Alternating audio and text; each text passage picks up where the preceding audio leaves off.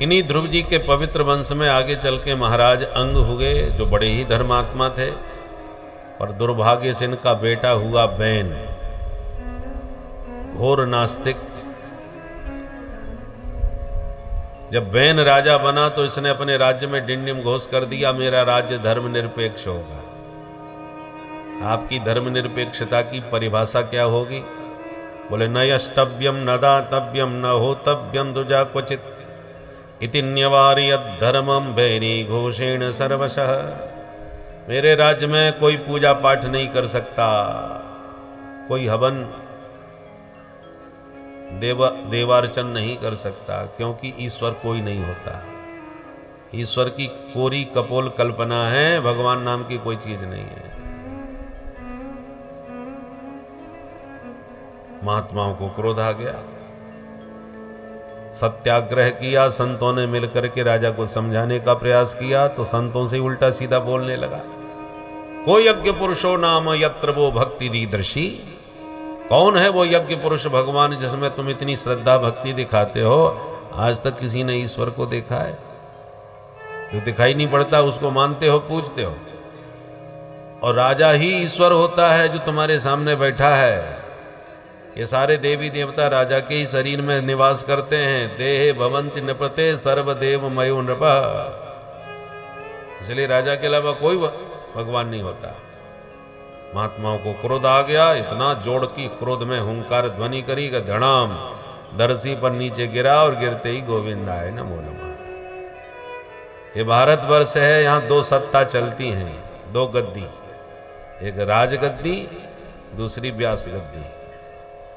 राजगद्दी दिशाहीन हो जाए तो व्यास गद्दी का कर्तव्य होता है कि राजा को सावधान करे।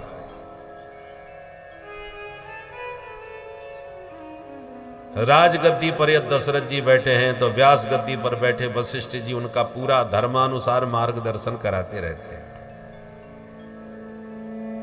ये परंपरा भारत की रही है।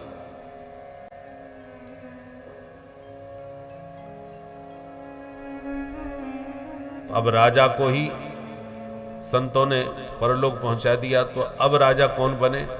मंत्रों से मंथन किया बैन के शरीर का, उससे निषाद की उत्पत्ति हुई। पुनः मंथन करने पर भगवान पृथु रूप में प्रकट हुए। बोल पृथु भगवान की जय।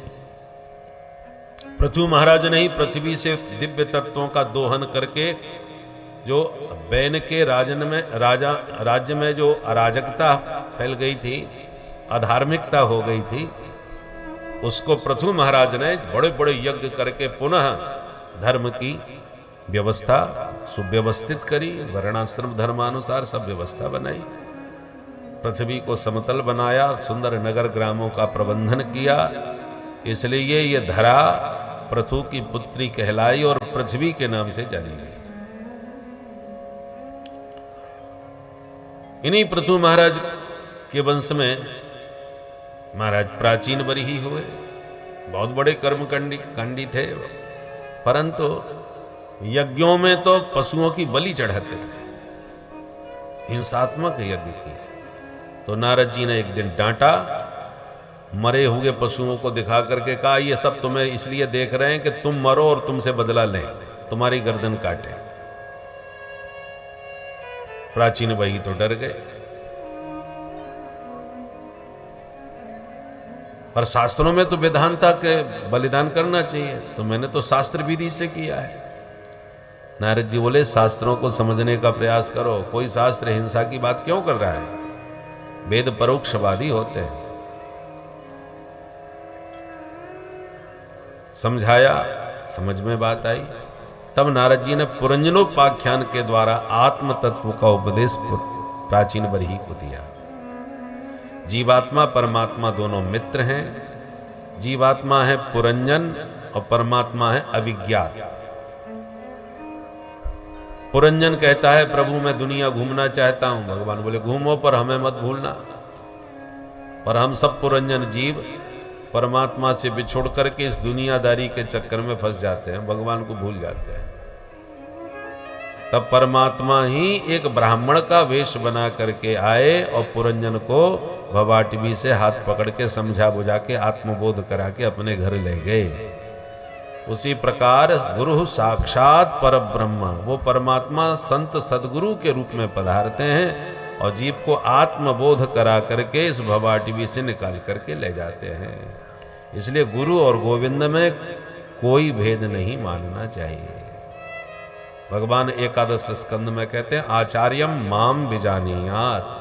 आचार्य माने सदगुरु, सदगुरु के रूप में तुम मुझे ही देखो, मुझे ही जानो। ये भगवान का वचन है, क्योंकि गुरु ही उस तत्व का बोध कराते हैं। तद विज्ञानार्थम गुरुमेवाभिगच्छेत समित प्राणी श्रोत्रिय ब्रह्मनिष्ठम। हाथ में लकड़ी लेकर के शिष्य को सदगुरु की शरण में जाना चाहिए, उस तत्व को जानने की जिज्ञासा से।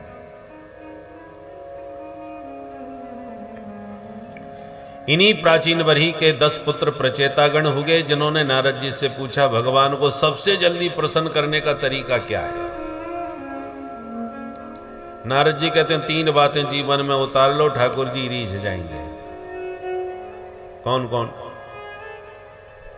दयया सर्वभूतेषु संतुष्ट्या येन केन वा सर्वेन्द्रियोपशान्त्या च तुष्यत्यासु जनार्दनः। पहली बात, सर्वभूतेषु दयया, जीव मात्र के प्रति आपके मन में दया का भाव होना चाहिए। दया की परिभाषा क्या है? परस्मिन् बंधुवर्गे वा मैत्रे द्वैषे रिपौ तथा आपन्ने रक्षतव्यं तु दयैषा परिकीर्तिता। पराया हो या अपना, मित्र हो या शत्रु, परिचित हो या अपरिचित, देश का हो या विदेश का, कोई भी हो, आपन्ने रक्षितव्यम, आपत्ति विपत्ति में पड़े होंगे प्राणी की रक्षा करना, सहायता करना, सहयोग करना ही दया का विशुद्ध स्वरूप है। ये नहीं कि परिचय निकल पड़ा तो हम भागा दौड़ी किए उसके संकट में, वो अपरिचित है तो मरने दो, एक्सीडेंट होते रहते हैं, ऐसा नहीं। परस्मिन बंधु वर्गे बा, पराया हो या बंधु बांधव हो, मैत्रे द्वैषे रिपौ तथा, तुम्हारा मित्र हो या तुमसे दुश्मनी मानता हो, द्वेष रखता हो, या हमारा कट्टर शत्रु ही क्यों ना हो, आपन्ने रक्षतव्यम, आपत्ति विपत्ति में उसकी रक्षा करना, उसकी सेवा सहायता करना, दयैषा, ऐसा दया, इसको दया कहते हैं। तो जीव मात्र के प्रति दया का भाव आपके मन में होना चाहिए।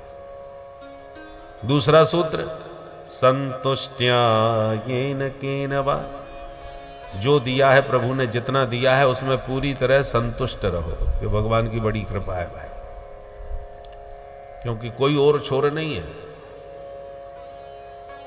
या तुम सरपंच बन के अपने को संतुष्ट नहीं कर पा रहे कि हम ग्राम प्रधान बन गए, और फिर बोले नहीं नहीं नहीं, विधायक बने तब बात बने, तो उसमें संतुष्टि नहीं है। हाथ पैर पटक के विधायक बन जाओगे तब भी संतुष्टि नहीं होगी, फिर मंत्री बनना चाहोगे, मंत्री भी बन जाओगे तो प्रधान मुख्यमंत्री बनना चाहोगे, उसका कोई अंत नहीं है। हाँ, ठाकुर प्रारब्ध के अनुसार प्रभु कृपा से जो सहजता से मिले उसे स्वीकार करो, पर उसको पाने के चक्र में अपनी शांति भंग मत करो। जो मिला है उसका आनंद लो, जो नहीं मिला है उसके पीछे इतना मत पड़ो कि जो मिला है उसका आप आनंद न ले सको। जो मिला है उसमें मस्त रहो, संतुष्ट रहो। और तीसरा सूत्र, सर्वेन्द्रियोपशान्त्या च, इंद्रियों पर अपना संयम रखो, नियंत्रित रखो। बस ये 3 बातें जीवन में उतार लो, जनार्दन आशुतुष्यति, भगवान आप पर शीघ्र ही प्रसन्न हो जाएंगे। बोल भक्त वत्सल भगवान की।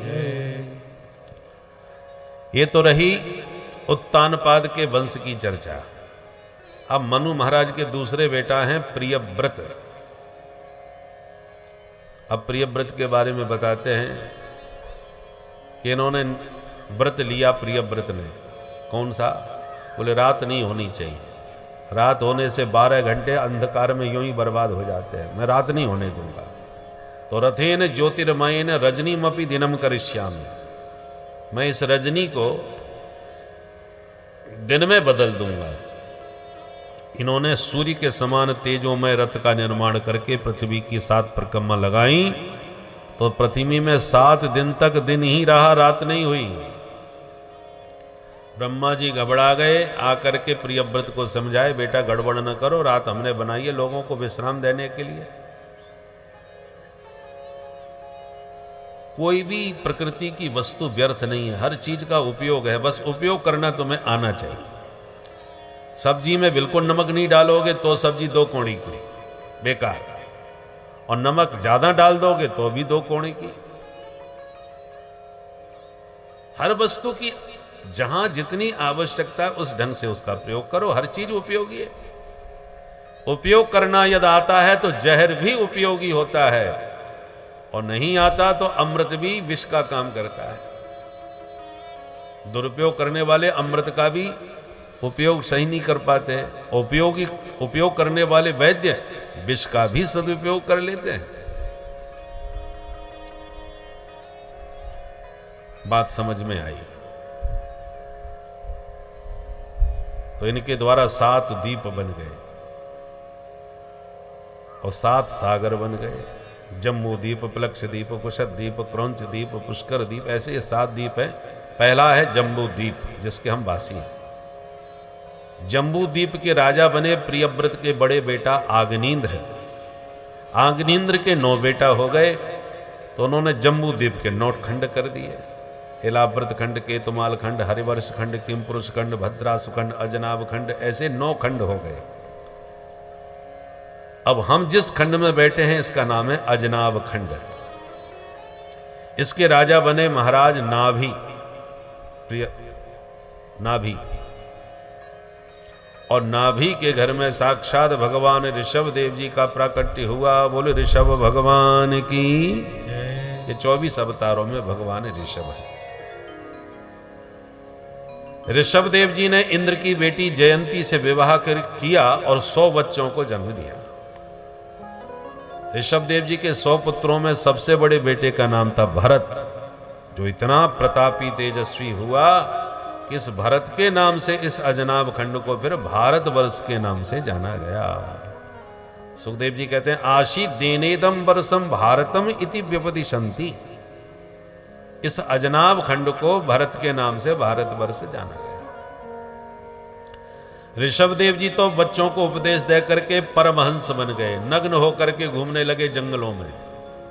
एक अरहन नाम के राजा ने ऋषभ देव जी के इस रूप का अनुकरण किया और बस अरहन के द्वारा ऋषभ देव जी को आदर्श बना करके जैन मत का शुभारंभ हो गया।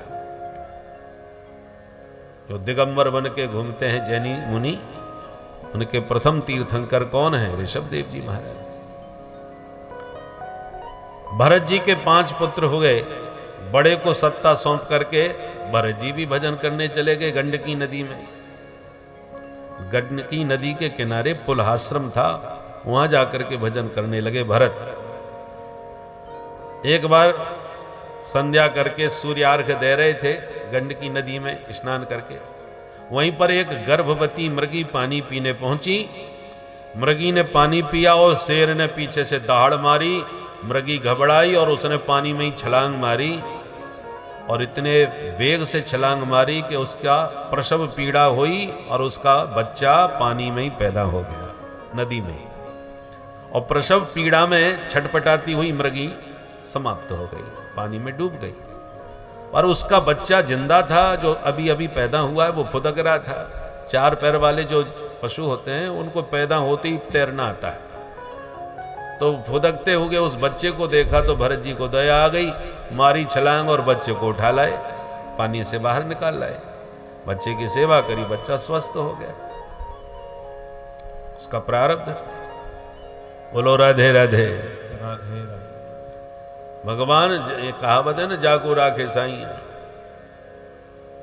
भरत जी ने देख लिया तो बचा लिया। जब विश्व युद्ध हुआ था दूसरा, द्वितीय विश्व युद्ध में, एक सैनिक अपनी जन्मभूमि गांव, जिस गांव का था उसी के पास में उसकी ड्यूटी लगी हुई थी।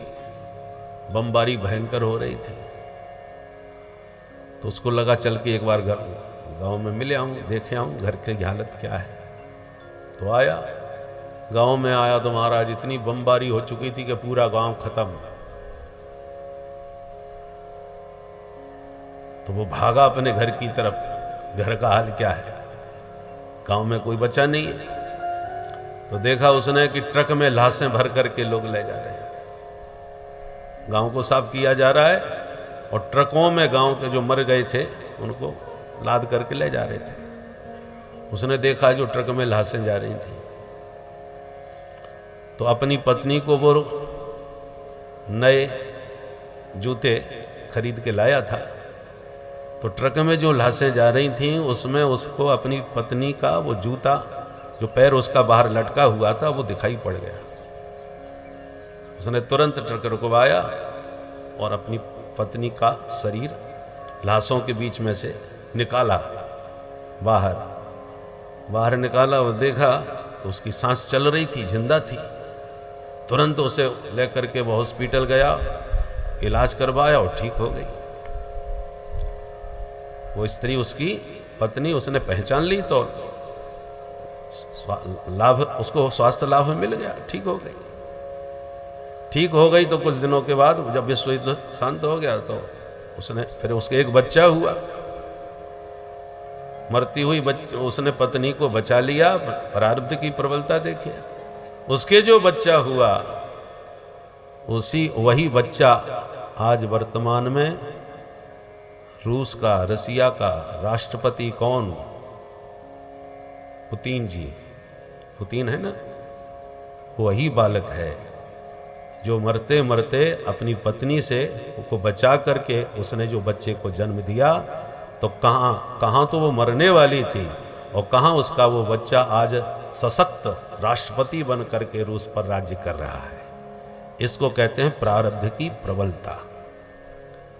यदि उसने इतना प्रयत्न न किया होता, ना पत्नी बचती, ना बच्चा पैदा होता। तो इसको कहते हैं प्रारब्ध। कब किसका प्रारब्ध कहां किस रूप में प्रकट हो जाए। बोलो राधे राधे। जैसी जस भवितव्यता तैसी मिले सहाय, आपन आवे ताहे पय ताए तहां ले जाए।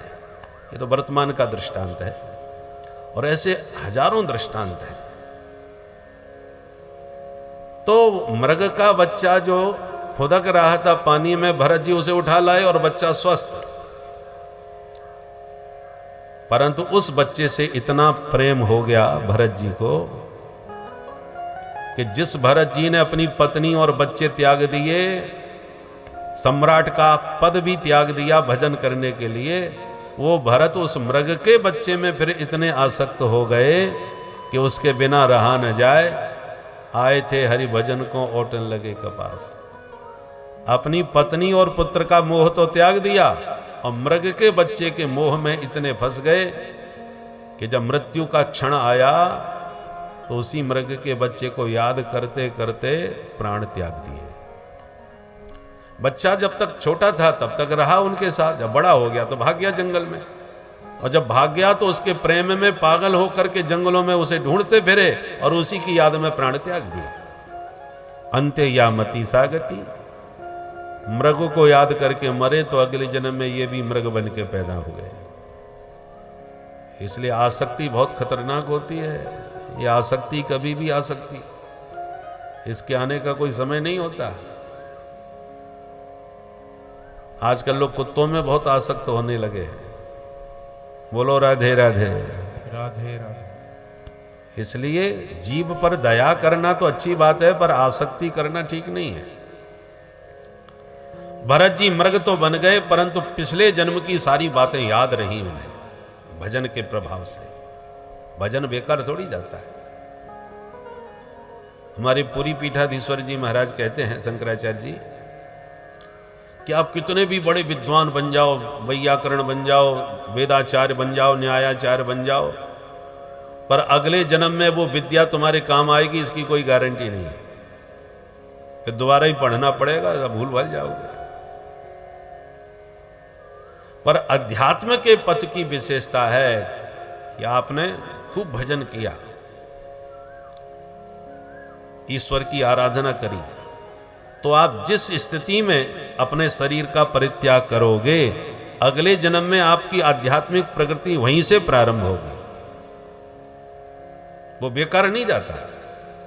आप भजन तप करके इस शरीर को जब त्यागोगे तो अगला जन्म जब भी जहां भी होगा वहीं से आप अपनी साधना अध्यात्म पथ की आगे प्रारंभ करोगे। इसलिए बहुत से लोग वृद्धावस्था में भी भजन में उनकी प्रवृत्ति नहीं होती, मन ही नहीं लगता महाराज। और कुछ ऐसे होते हैं बच्चे पैदा होते ही उनका भजन में अनुराग होने लगता है। कारण क्या है?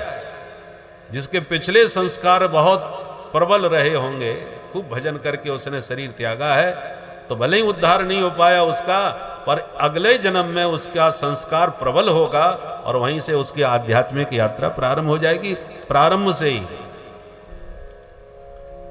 तो ये भजन का प्रताप था कि भले ही मृग शरीर मिल गया भरत जी को, परंतु याद सब कुछ रहा, तो उन्होंने मृग शरीर त्याग दिया।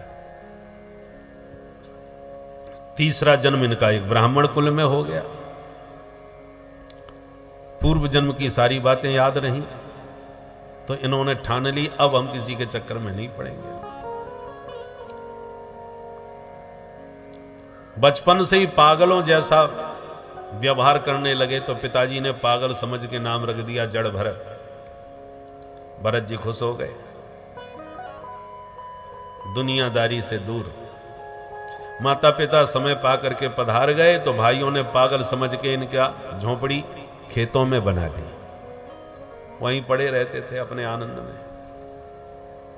एक दिन डकैतों को नरबली की जरूरत पड़ गई, सो महाराज जी को ही उठा के ले गए और भद्रकाली के चरणों में बलि चढ़ाने लगे। जैसे ही बलि चढ़ाने के लिए तलवार उठाई सरदार ने, तो सहसो चचाट शैव देवी भद्रकाली। भद्रकाली ने तुरंत प्रकट होकर के तलवार को छीना और सारे डकैतों की गर्दन उड़ा दी। बोलो दुर्गा मैया की।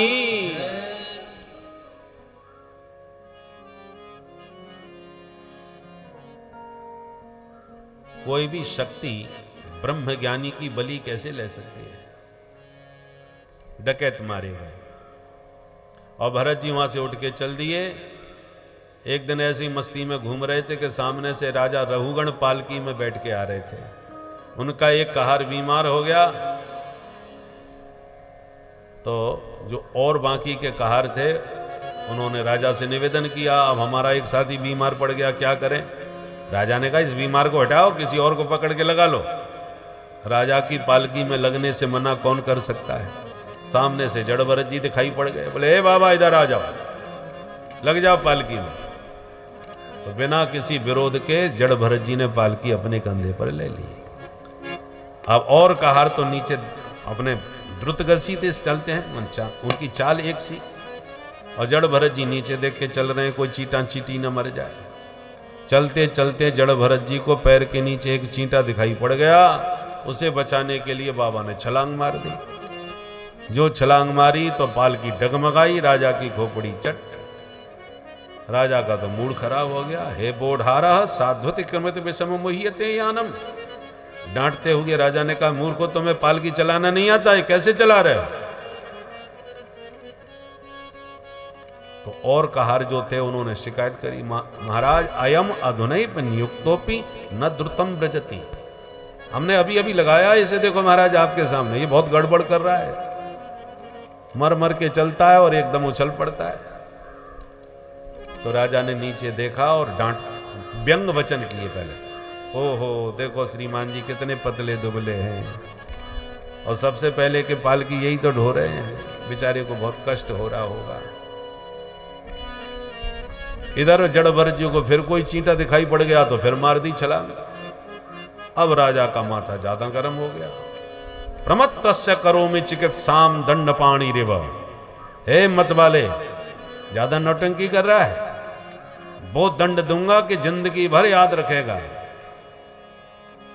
जब ऐसे डांटने लगे तो फिर जड़ भरत जी ने जीवन में पहली बार मुंह खोला और कुछ बोला। आज तक कभी किसी से बात नहीं की थी, आज पहली बार क्यों बोले? इसलिए बोलना पड़ा कि मैं नहीं बोलूंगा तो ये मेरा अपमान करेगा, मेरे अपमान से मुझे कोई फर्क नहीं पड़ेगा, पर ये जरूर नरक में गिरेगा। बुरा भला जैसा भी हो, ये राजा पर सत्संगी है, सत्संग में जाना है। और एक सत्संगी राजा का मेरे कारण पतन हो, यह ठीक बात नहीं है। इसलिए राजा का कल्याण करने के लिए बाबा को बोलना पड़ा। दूसरी बात, बुरा भला जैसा भी हो, इसका भार मैंने कंधे पर ले लिया है, और संत जिसका भार अपने कंधे पर लेते हैं उसका कल्याण करके ही छोड़ते हैं, उसका पतन नहीं होने देते। इसलिए बाबा बोल पड़े। त्वयोदितं व्यक्तमपि प्रलब्धं भरतो समय साद्यति वीरभार गन्तुर्यदि स्यादधिगम्य मध्वा पीवेति रासौ न विदाम प्रवाद। जड़ भरत जी बोले, राजन तुम किसे दंड दोगे? मुझे? मैं तो ना मोटा हूं, ना पतला हूं, ना पैदा होता हूं, ना मरता हूं। अस्ति जायते वर्धते पन्नमते अपक्षीयते विनश्यति आदि ये जो सडूर्मियां हैं, ये शरीर के धर्म होते हैं, आत्मा के नहीं। ऐसा वक्तव्य दिया कि रघुगण के होश उड़ गए कि ये जिसे मैं पागल समझ के पालकी में लगाए हूं, ये तो कोई सिद्ध महात्मा है भाई, बड़ा ज्ञानी है। ध्यान से देखा तो कंधे पर जनेऊ दिखाई पड़ गया। यज्ञोपवीत देखते ही जड़ भरत जी के चरणों में रघुगण गिरे और बोले, महाराज आप कौन हैं, अपना परिचय दें। लगता है आप तो कोई द्विज श्रेष्ठ ब्राह्मण देवता हैं, आपकी वाणी से जो ब्रह्म विद्या प्रकट हो रही है, आप सामान्य महात्मा नहीं। मैं किसी से डरता नहीं महाराज, डरता हूं तो केवल ब्राह्मणों के कोप से डरता हूं। जड़ भरत जी मुस्कुरा गए और बोले, राजन है तो ब्राह्मण ही, परंतु खतरनाक बिल्कुल नहीं, डरने वाली कोई बात नहीं, आप खुल के बोलो। बोले, बस एक प्रश्न करना चाहता हूं महाराज, यदि आपकी आज्ञा हो तो। महात्मा बोले, बोलो क्या प्रश्न? बोले, आपने कहा कि मैं आत्मा हूं, शरीर नहीं, इसलिए सुख दुखादि द्वंद्व मुझे प्रभावित करते नहीं, मैं इन सब द्वंद्वों से परे हूं। मेरा प्रश्न है, यदि शरीर में कष्ट होगा तो क्या आत्मा को कष्ट नहीं पहुंचेगा? आप तो यही कह रहे हैं कि मैं आत्मा हूं, मुझे सुख दुख नहीं व्याप्ते। अरे आत्मा को सुख दुख नहीं व्याप्ते तो फिर किसे व्याप्ते हैं? फिर दुखी कौन होता है? जैसे आपने चूल्हा जलाया, उस पर बर्तन रखा, उसमें पानी भर के चावल डाल दिए, तो चूल्हे की आग बर्तन को गर्म करेगी तो बर्तन पानी को गर्म कर देगा। पानी गर्म होगा तो पानी में पड़े चावल भी खदकने लगेंगे, देखते देखते भात बन जाएंगे। तो जैसे अग्नि का डायरेक्ट संबंध तो चावलों से नहीं है, पर इनडायरेक्ट एक दूसरे के संपर्क से चावल के भीतर तक प्रभाव पहुंच गया कि नहीं अग्नि की गर्माहट का। ऐसी जब शरीर में पीड़ा पहुंचेगी तो इंद्रियों को पीड़ा होगी, इंद्रियों को उस कष्ट का अनुभव होगा तो इंद्रियों के स्वामी मन में पीड़ा पहुंचेगी, मन में जब पीड़ा होगी तो इसी शरीर में विद्यमान आत्मा पर उस पीड़ा का प्रभाव कैसे नहीं पड़ेगा? आत्मा को भी कष्ट पहुंचेगा। और आप कह रहे हो आत्मा को कष्ट होता ही नहीं। जड़ भरत जी हंसते हुए बोले, राजन हो तो तुम महामूर्ख, पर नित्य विद्वानों के बीच बैठ के सत्संग करते करते बातें बहुत बढ़िया बनाना आ गया। अब राजा से डायरेक्ट कह दिया तुम महामूर्ख हो, ये तो जड़ भरत जी जैसे परमहंसी बोल सकते हैं। बड़े अधिकारी से ही बात करने में हालत खराब हो जाती है महाराज। राजा को पहले तो राजा ही न्यायाधीश होता था, 1 मिनट में फांसी पर लटका दे, और सबके सामने कह रहे हैं तुम मूर्ख हो। नसूर यौ ही व्यवहार मेनम तत्वामर्षेण साहा मनंती। आपने दृष्टांत ही गलत दिया है राजन। कैसे? बोले देखो, जो दृष्टांत दे रहे हो वो सब सावयव पदार्थ है,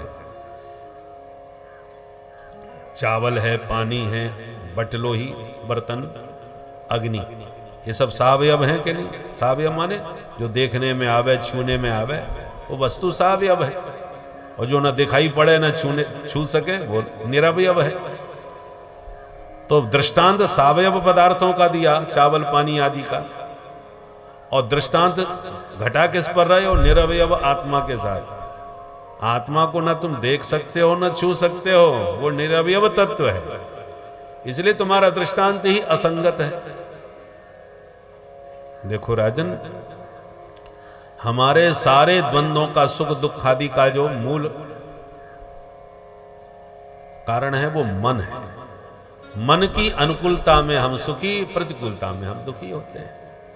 जड़ भरत जी ने कहा, राजन तुम कितना भी सत्संग करो पर बिना महत पाद रजो विषेकम, जब तक श्रद्धा पूर्वक संतों की चरण रज को माथे से नहीं लगाओगे तब तक ये ज्ञान विज्ञान जो है वो तुम्हारी बुद्धि में बैठने वाला नहीं है।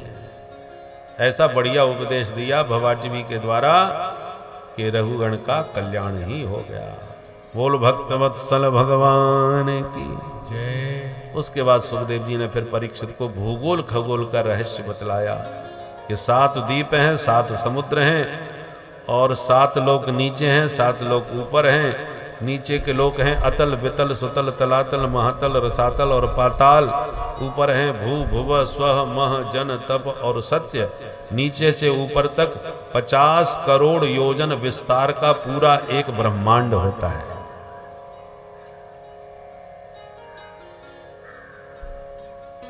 ग्रहों की गति बताई, सबसे तीव्र गति से चलने वाला ग्रह चंद्रमा, एक राशि को 2 सवा 2 दिन में भोग लेता है, और बृहस्पति एक राशि पर 1 साल तक रहता है। सबसे मंद गति यदि है तो वेद ग्रह है महाराज शनिश्चर। शनिश्चर का अर्थ क्या है? शनै शनै चरति इति शनिश्चर, जो सबसे धीरे धीरे चलते हैं। और प्रायण सर्वेशाम अशांति कर, ये शनिश्चर की गति भी बहुत मंद है और प्राय अशांति कारक होते हैं। ग्रहों के बारे में बहुत कुछ बताया। परीक्षित ने जब पूछा महाराज ये तो बताओ, ये मरने के बाद जो पापी लोग नरक में जाते हैं वो नरक किधर है? सुखदेव जी कहते हैं पृथ्वी से 99,000 योजन नीचे है यमपुरी, वहां के राजा यमराज। 28 प्रकार के नरक होते हैं। तामिश्र, अंध तामिश्र, रौरव, महारौरव, कुंभी, पाक, असिपत्र, मन, सूकर, मुख, लाला, भक्ष, ये सब नरकों के नाम हैं। यस्तु पर वित्तापत्य कलत्राण्यपहरति सही कालपाशबद्धो यमपुरुषै अति भयानक तामिश्रे नरके बलान्यपात्यते। सुखदेव जी कहते हैं जो पापी पुरुष दूसरों का धन हरण करते हैं, स्त्री हरण कर लेते हैं, बच्चों को उठा के ले जाते हैं, वे तामिश्र नरक में गिरते हैं। तामिश्र माने तांबा, तांबे का कलश होता है ना लाल लाल, ऐसे ही उस भूमि को आग में तपाकर लाल कर देते हैं और उस लाल जैसी तपी हुई भूमि पर इस प्राणी को पटक देते हैं। इसी का नाम तामिश्र नरक है। जो घर में आए हुए मेहमानों को क्रोध भरी आंखों से घूरता है कि ये कहां से आ मरा, अब कौन बना के खवाए इसे, ऐसे गृहस्थों को वज्र तुंड नरक में गिरना पड़ता है, जहां गीध उनकी आंखों को नोच नोच के खाते हैं। जो प्राणी दूसरों को धोखा दे करके बेईमानी के साथ जेब काट करके पैसा कमाते हैं और अपने परिवार का भरण पोषण करते हैं, वो रौरव नरक में गिरते हैं, जहां पर एक रुरु नाम का जानवर होता है बहुत खतरनाक। वो उस पर प्रहार करके उसके शरीर का मांस नोच नोच के खाता है, इसलिए इसका नाम है रौरव।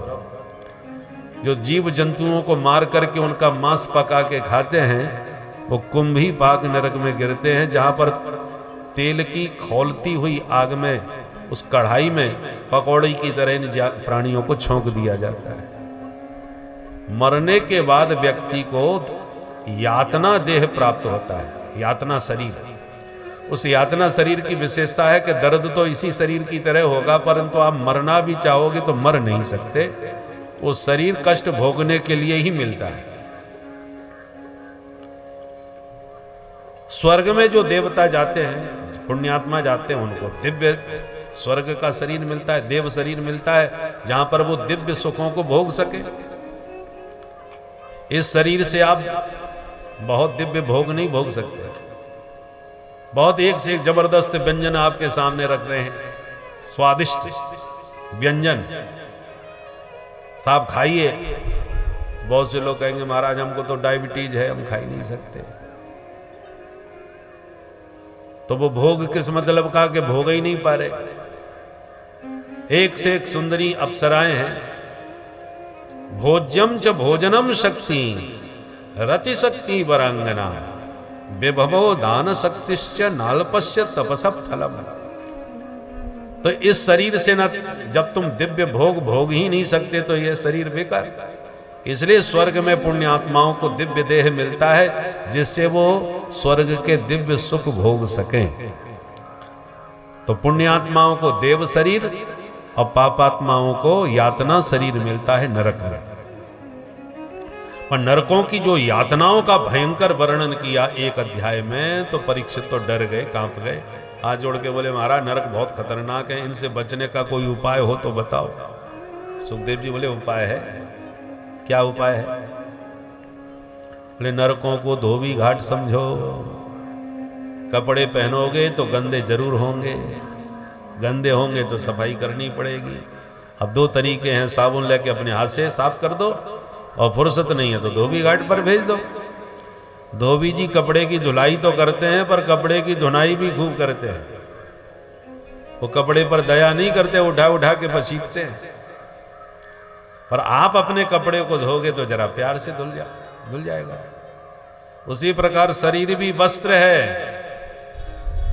अब इस वस्त्र में पाप का दाग लग जाए तो प्रायश्चित का साबुन लगा के आप इसको साफ करो।